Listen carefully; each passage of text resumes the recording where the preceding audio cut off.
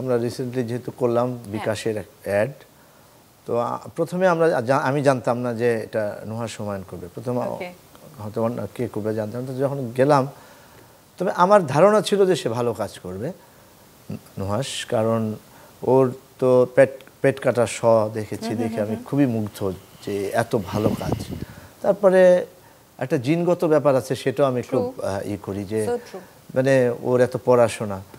তো করার পরে আমার একটা ধারণা ছিল যে অ্যাক্টিংয়ের জায়গাটা হয়তো বা সে একটু কম বুঝবে, যেহেতু তার প্র্যাকটিস অত নেই, পড়াশোনা করা কিন্তু বাস্তবে তো অভিজ্ঞতা কম থাকার কথা, হ্যাঁ এক্সপিরিয়েন্স জায়গা থেকে।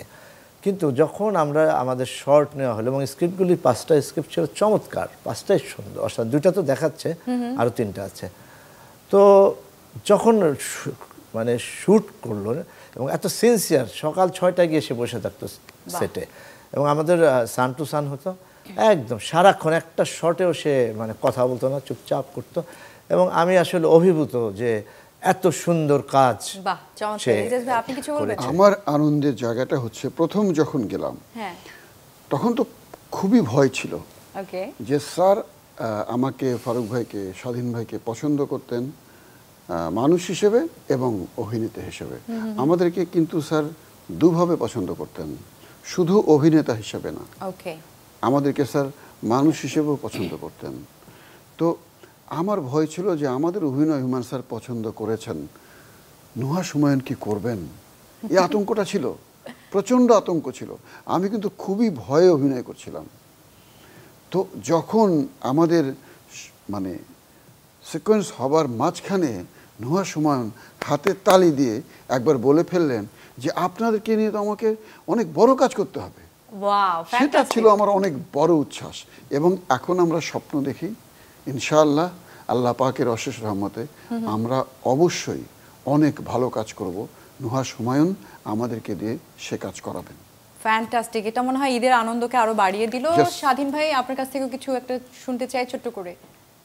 হ্যাঁ, আমি তো এখান থেকে গেলাম, প্রথমে এটা অন্য আরেকটা এজেন্সি করার কথা ছিল, এটা নভেম্বর থেকে কথা হচ্ছিল গত বছরের, আমি রাজি হচ্ছিলাম না, যাব কি যাব না। যখনই আমি শুনতে পারলাম এখান থেকে নুহাশের অ্যাসিস্ট্যান্ট রাতুল আমাকে ফোন করে বলল যে ভাইয়া ওরা যে কথা বলছিল এইটা এখন সবকিছু নুহাশের লং স্টোরি থেকে করবে, মানে নুহাশ করবে। জিজ্ঞেস করলাম, শুনেই এখানে একটা আবেগের জায়গা, মানে এমন একটা জিনিস অনুভূতি, মানে আমার পুরো চিন্তা ভাবনাটা চেঞ্জ হয়ে গেল। যেটা নুহাশ করবে, নুহাশের বাবার তৈরি করা কালজয়ী চরিত্র, আমি যেটা বলবো, তারা 3 জন।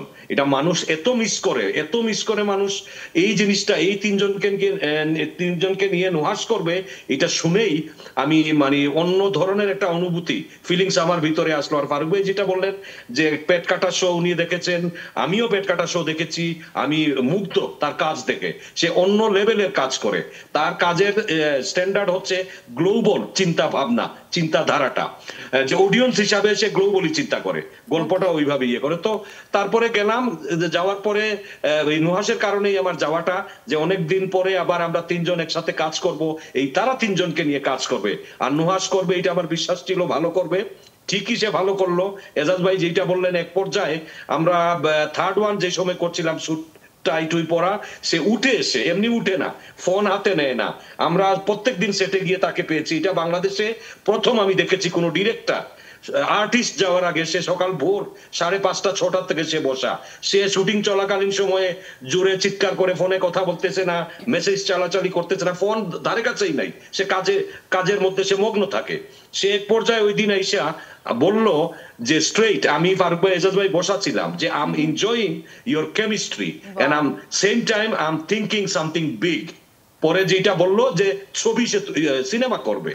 ওই দিন সে আমরা 3 জনের সাথে একটা ছবি তুলতে চাইলো, আমরা গিয়ে দাঁড়ালাম, আমরা 4 জন, নুহাশ আমরা 3 জন ছবি তুলবো। তখন ইউনিটের সবাই, প্রচুর লোকজন, এরা তো ছবি তুলতেছে আর 4 জনের ছবি তোলা হচ্ছে না। শেষ পর্যন্ত ওইটা সে তুলেই ছাড়লো, সবাই তোলার পরে যে আমরা 4 জনের একটা ছবি তুলেন। ওই ছবিটা কিন্তু স্টিল ছবিটা অনেক নিউজ পোর্টাল অনলাইনে ভাইরাল হয়েছে, আমরা 4 জনের। জি, thank you so much. He serious, সে এটা নিয়ে ছবি করবে। আমরা অপেক্ষায় থাকলাম এরকম গুড নিউজের জন্য। আপনাকে অনেক অনেক ধন্যবাদ।